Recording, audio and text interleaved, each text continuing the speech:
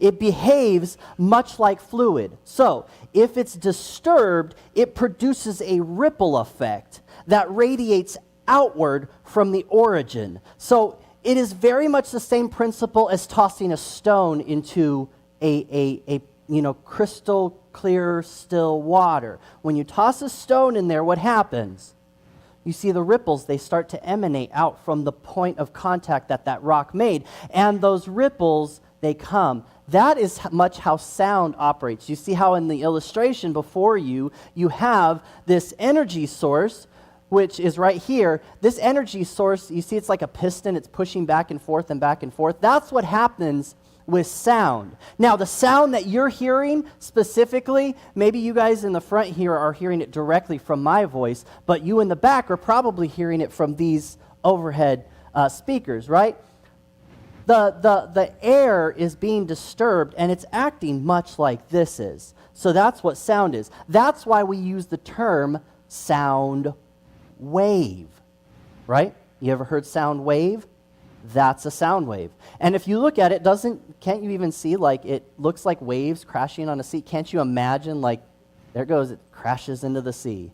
And look, there's a surfer right there, and he's not going over that one, right? So that is what sound is. Now, for this next one, and if you're taking notes, this is a really fun picture to draw. This is sound, like this is almost like the mechanics of sound or the anatomy of sound, if you will, right? This is a sound wave, and it's broken up, and we're going to talk through it. So frequency is the next term that we're going to talk about. Frequency is measured in hertz, or Hz, right? And hertz is going to measure basically how many times each peak reaches its destination in a second, or how long it takes to get from one crest to the other. Right? So we are literally looking from here to here. How many times, or how long does it take for this crest to crash into the wall or your ear versus that crest? That's called frequency. Okay? Just so you know, the lowest perceivable sound our human ears can hear and detect is 20 hertz. That's 20 oscillations per second. It doesn't seem like a lot, does it? But you do not have the capacity, the mechanical capacity to shake your head quickly enough to replicate this sound.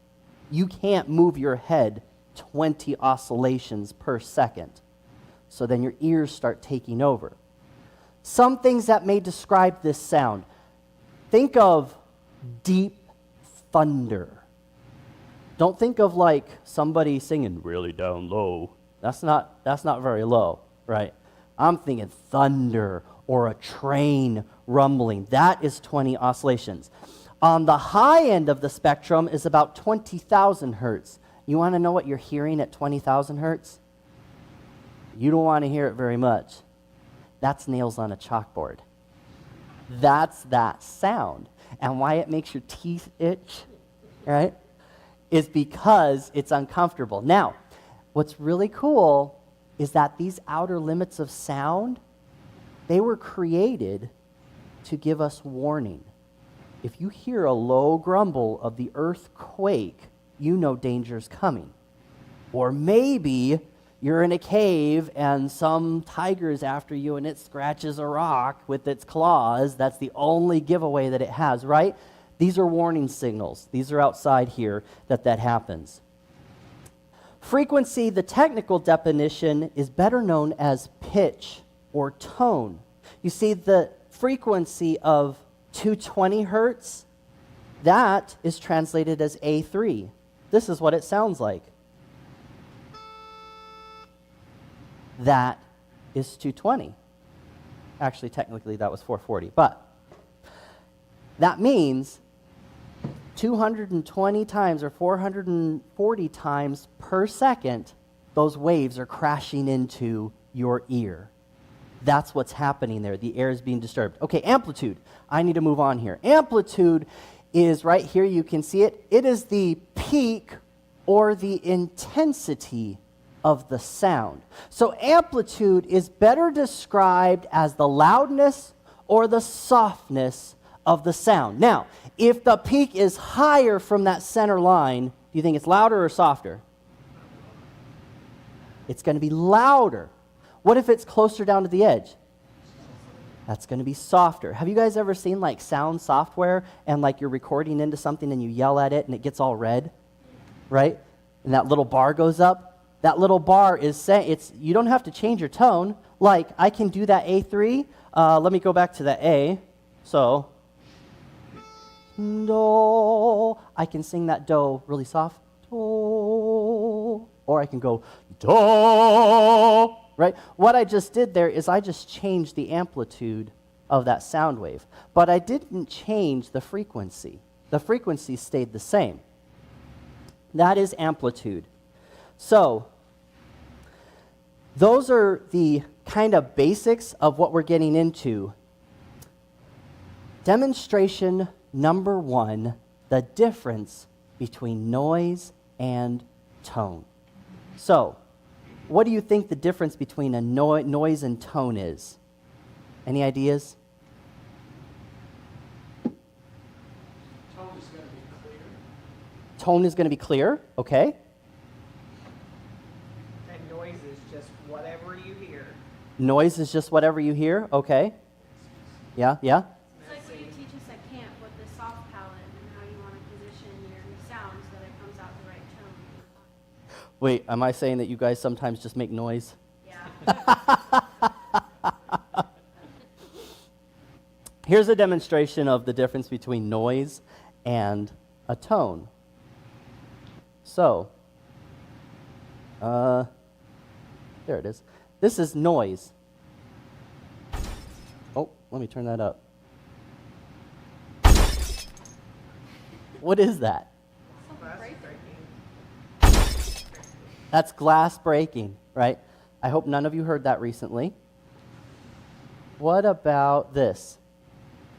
Turn it down a little bit.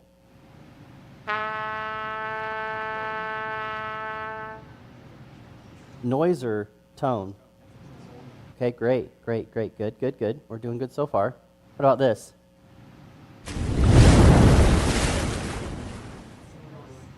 What is that? Noise, specifically the ocean, right? That's waves crashing on a shore. That's waves making waves, get it? I just got that. What about this one? Okay. Why did you do that? What's that? Is that what made the sound? Okay, so you did something really interesting right there. Was that noise or was that a tone? That was a tone. But you did something else. You did this, and you said this identifies what made the sound. Okay, all right. Can you do that with this one?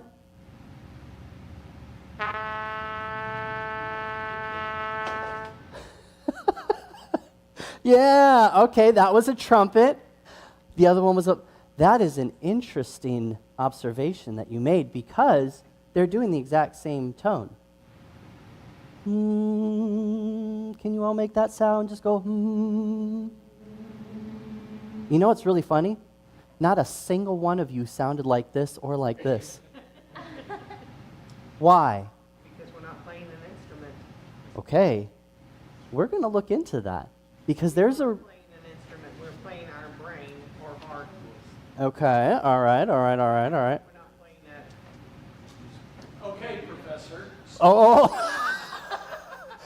I just got promoted. All the same tone. Yes. So what is it that makes that difference? Is Yeah. it the frequency? Is it the amplitude? Yeah. Which is it? Yeah. All right. We have a little bit more foundation to build before we get there. I love this. This is great. Okay, so putting this all together, this is what you just heard. Can you tell me which one of those do you think is glass breaking? Because one of them is glass breaking. The one on the bottom. And which is the tone?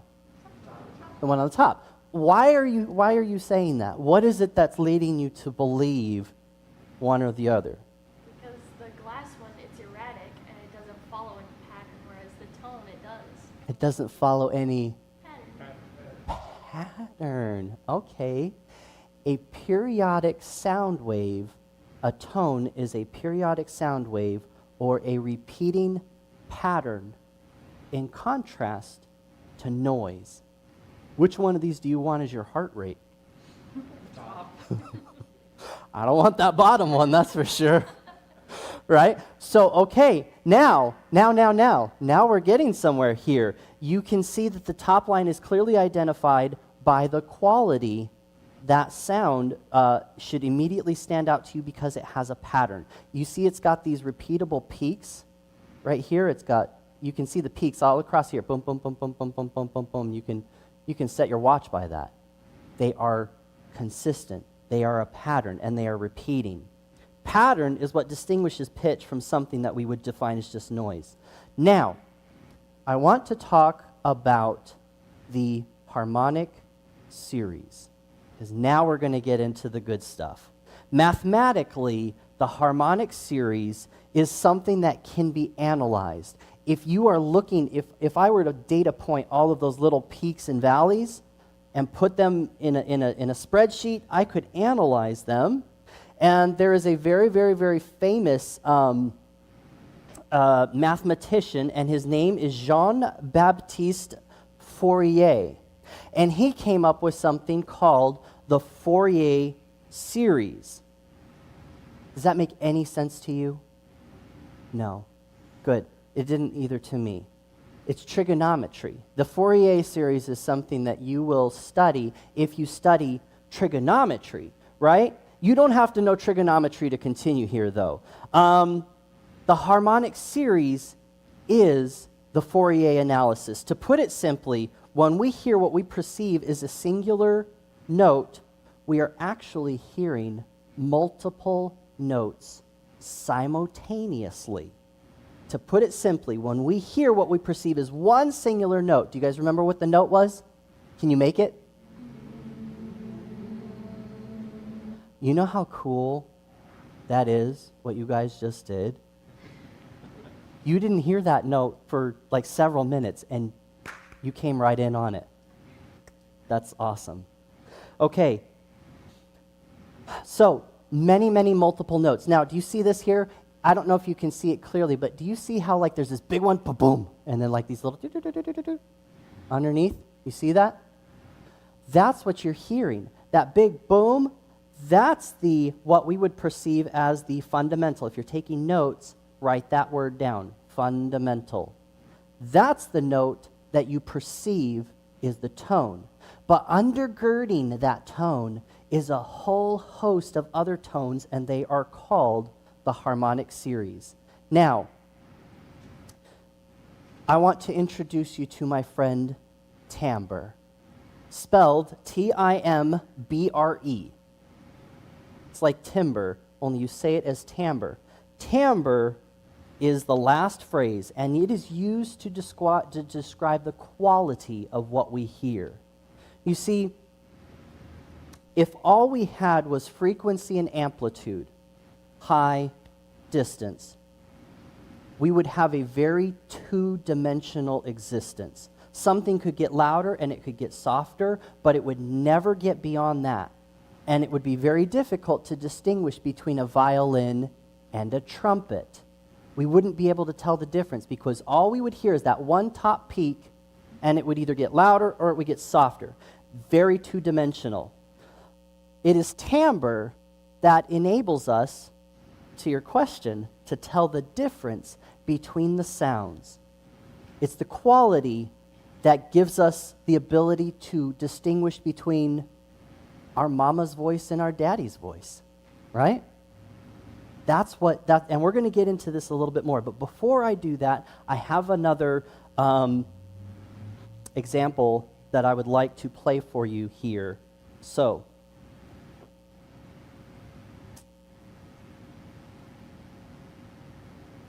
may be a little loud.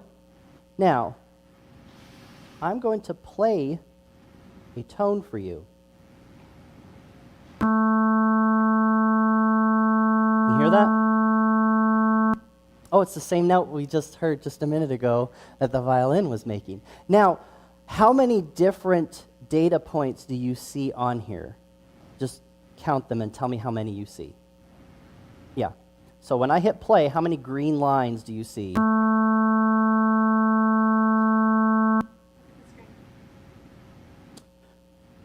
Wow. How many green lines do you see?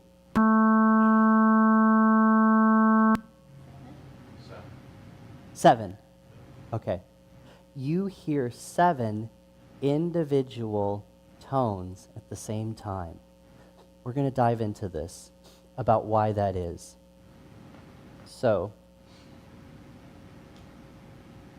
and then I was showing somebody this the other day, and I was kind of messing around with it, and he was like, "Dude, you're messing with my brain. Stop." We'll have a little bit of fun with that. So, what just happened? What you heard was 220 hertz. Everybody hum 220 hertz. Good, good. That's 220. But you also heard 440. You also heard 660. You also heard 880. You heard 1100. You heard 1320. You heard 1540. You perceived all of these frequencies together as a single tone. You heard the A3. Now, I want to do something really fun for you. Well, actually, let's get back to my friend Jean-Baptiste. He figured out that any periodic vibration, however complicated, can be represented as a combination of pure harmonic vibrations. One musical tone does not equal frequency. One musical tone equals many, many frequencies. A single musical tone played or sung by an instrument is a series of simultaneous frequencies, not just one. And to go back, it's all of these frequencies. All of these. Now, I want to go back because I want to play individually all of those frequencies for you. So, what I'm going to do is I'm going to mute, and this is only possible through technology. We can't, this does not exist in the natural world, right? Jean-Baptiste pointed us in this direction, so this is a manipulation. This is what just 220 here sounds like. You ready for it? Not much different, right? Let me play 440 for you.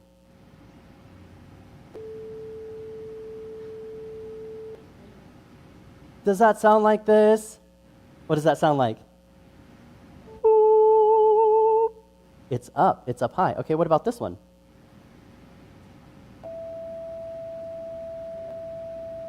Huh. How am I hearing as Let's continue.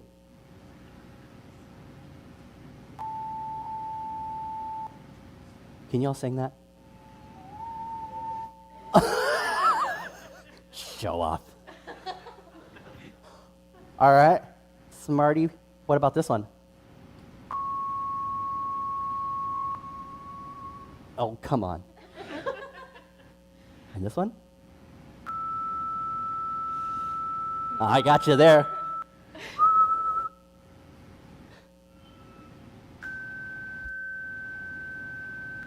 Okay. Did you hear those individual tones? Did you hear them when I played them all together? That's the mind-blowing thing. If I unmute all of these, this is what we hear. I want to go back to the PowerPoint really quick.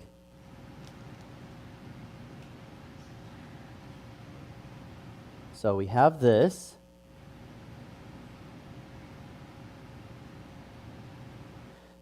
This is the two-dimensional world I was telling you about, right? Same frequency, different amplitudes. That's very two-dimensional. That's not what you're hearing. This is rarely heard in the natural world.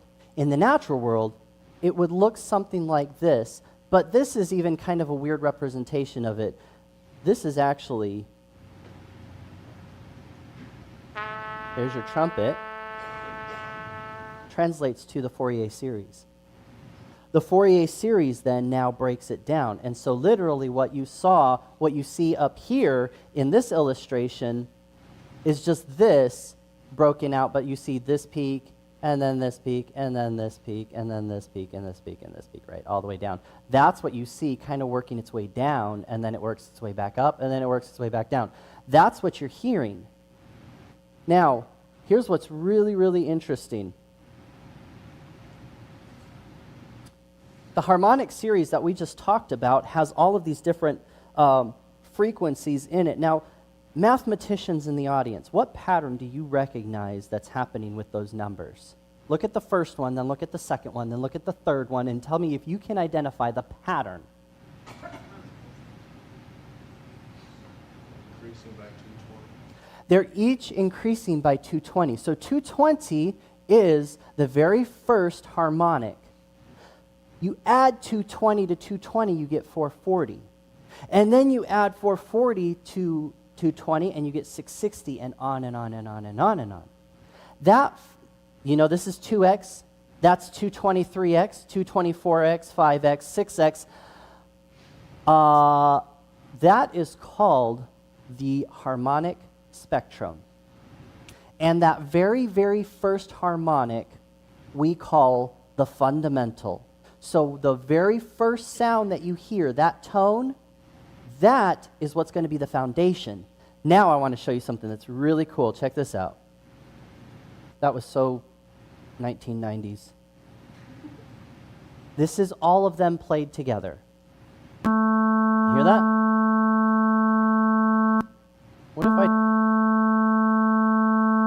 What if I take away the fundamental?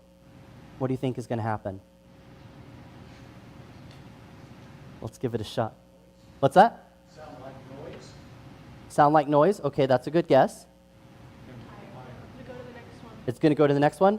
Okay, so if you remembered from when we were practicing, no, no, that's what we should hear, right? We all in agreement?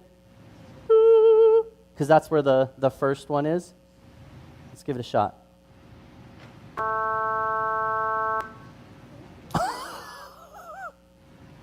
Why did it do that? It did that because of the harmonic spectrum that is built on top of it. That Fourier series, that pattern is only present in the 220 fundamental. You're going to hear it here. You're going to hear it here. What about here?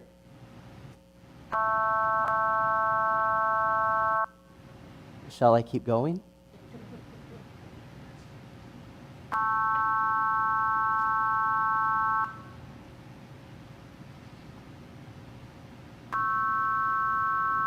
It's still there.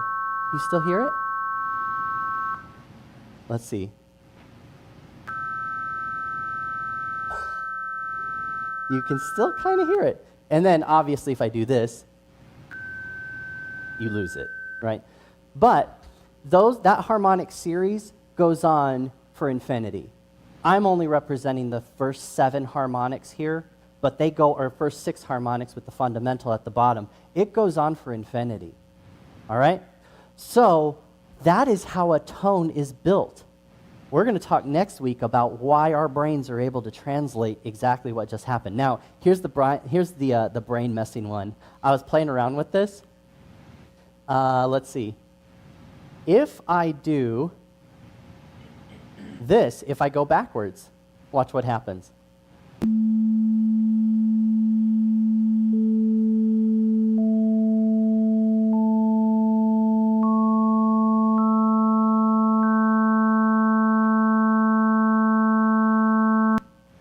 I built them all. You know what happened? I started the fundamental on 220. I added a new fundamental without any accompanying harmonics on 440, so you were able to hear it. And then I built a new fundamental in the same session on 660. So now you can hear them broken up because I am introducing a new fundamental. And it can go backwards too. Watch this.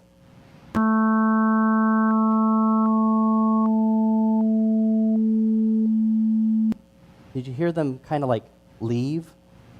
Right? Isn't that cool?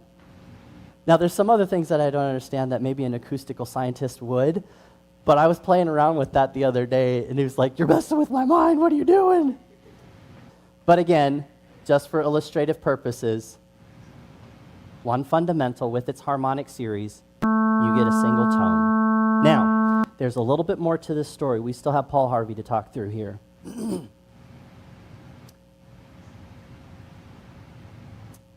Let's go on to demonstration number 3.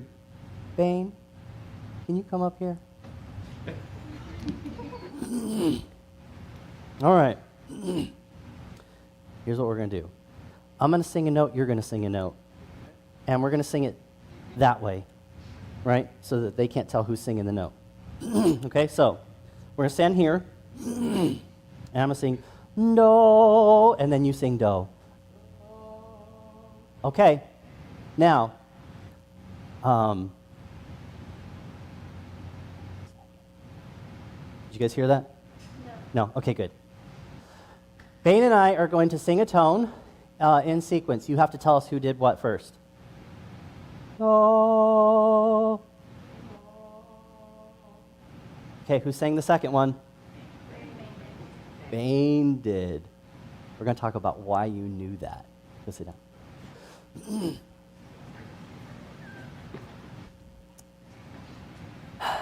Okay. Each little frequency is built with its own little bar next to it now, right? And now I have the amplitude built into this entire thing. Beforehand, what I was showing you before with this here, you see how I have the different levels set? This level set way down here, this level set here, this level set here. You see all of that? How they're all set at different places? I could set them all at the exact same thing. I didn't do that. But each sound that we make has a signature tied to it. And the signature is tied specifically to the amplitude or the loudness of each one of those tones in the harmonic series. Bane has a fingerprint, a vocal fingerprint, and it's tied, and this is what it looks like. I could be really loud with my fundamental, but what underlies that fundamental is what's going to give me away. That's my fingerprint. So my 440 may be at 40%, 660 may be at 80%, 880 is going to be at 20%. With Bane, he may have his 440 right up there with his 220 at 100%. All of the different variation that we see is what enables us to identify one tone from another. And it gets better than that. It's not just one tone over another. Vocally, when we speak, when we make a sound, every single sound that we have has the harmonic series tied to it in such a way that we can distinguish not only the difference between my voice and Bane's voice, right? We're two guys. It's not just between girls, it's between two guys. There are violinists who can tell the difference between a Stradivarius and just a regular violin that you use when you're, right? Why? Because of this. This is what's referred to as timbre, and it is the harmonic spectrum broken out in such a way that each one of those sounds has its own marker. There's a really fun game that has been coming out, and it's where you get the grandparents, and they're blindfolded, or they'll just sit and they'll face a wall, right? And as they're facing the wall, the test is you have all your grandchildren, and all your children come and tap you on your back, and they say, "Hey, Grandpa." And the goal of the game is, can Grandpa tell the difference between all of his children's voices, right? And then you mess them up by throwing the neighbor in there and, the neighbor's dog and all those fun things just to kind of mix it up. Think about how many different voices you can recognize. You can, right? Some of us, who knows how many? If I played a sound of Arnold Schwarzenegger and Sylvester Stallone, do you think you could tell who was talking? Sure. Yeah. "We are going to pump you up, Adrian." Right? Barack Obama and Donald Trump. Right? And think about all the relationships that you have. Now think about all the different instruments you have heard. Now think about, it goes on and on and on forever. Here's what's really cool. That song that we sang, what did we sing? The Greatest Commands? Key of C.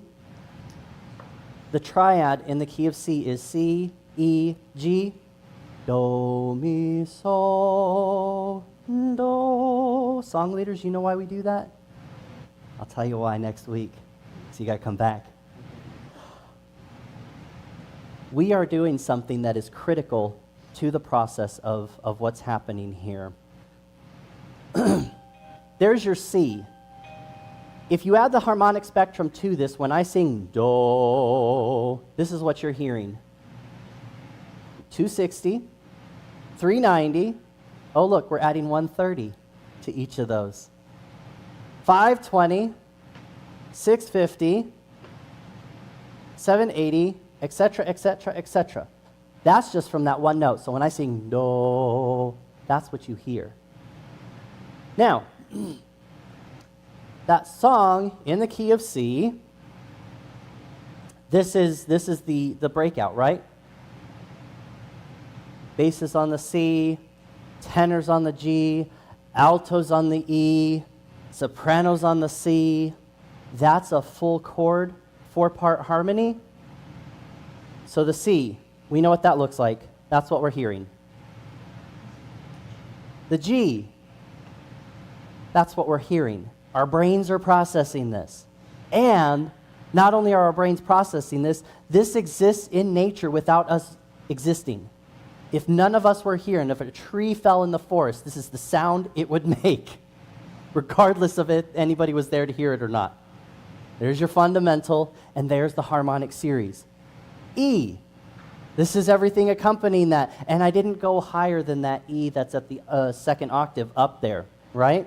And then the C, and everything associated with that C. So, let's do an exercise really quick. Some guys, join me on this. Do. Oh, let's do it in the correct key, because I don't have perfect pitch. Do, I was close. Some guys sing Do. Yep. Some other guys, keep coming. Do, So. And then altos, Mi. And then sopranos, Do.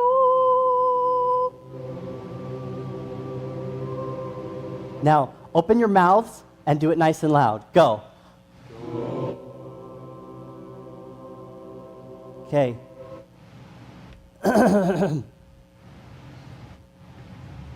Basses, that's what you were making. Tenors, that's what you were doing. Altos, that's what you were doing. Sopranos, that's what you were doing. We created in this atmosphere, in this place, we filled this space, when we did that, with all of those notes. Every single one of them. And we did it as individuals, so each one of us had a fingerprint associated to that, but somehow it didn't mess up how it sounded because it still sounded beautiful when we sang it. C, G, E, and C. To him that has an ear, let him hear. We have observed this evening the harmonic series, and it's not in its entirety. There's a whole lot that I'm leaving out. I owe a lot of thanks to Benjamin Payne for this. I owe a lot of thanks to William for his picture that he let me use, to Bryce for this technology that enabled us to present all of this tonight. So this isn't a one person gig here. There's a lot of work that went into this to help us with this. His invisible attributes, namely his eternal power and divine nature, have been clearly perceived ever since the foundation of the world in the things that have been made. Brethren, this harmonic series was created on day one, and it's been in existence since then. If not before, and if not after. I can't prove those 2 points, but I can prove that it was there at creation. Next week, I would like to invite you back to Musical Nature Part 2. We're going to look at now the human auditory system. So great, I just showed you how sound is created and how it exists in the natural world, but what's that to me? What does that mean? Next week, we're going to talk about that. We're going to talk about how we are affected and how we are impacted by that. Let's pray. Dear Father in heaven, Lord, thank you so much for giving us the visibility into the things that have been made. Thank you for the observations that we have been able to make, your wonderful creation of what exists, what's right in front of us, and it just points us to you. It points us to your greatness. It points us to your eternal plan, and we are so grateful for that. We pray that you'll be with us this week. Give us good, safe travels home, and bring us back at the next appointed time if you decide to delay in coming. Thank you again, Lord Jesus. In the name of Jesus, amen.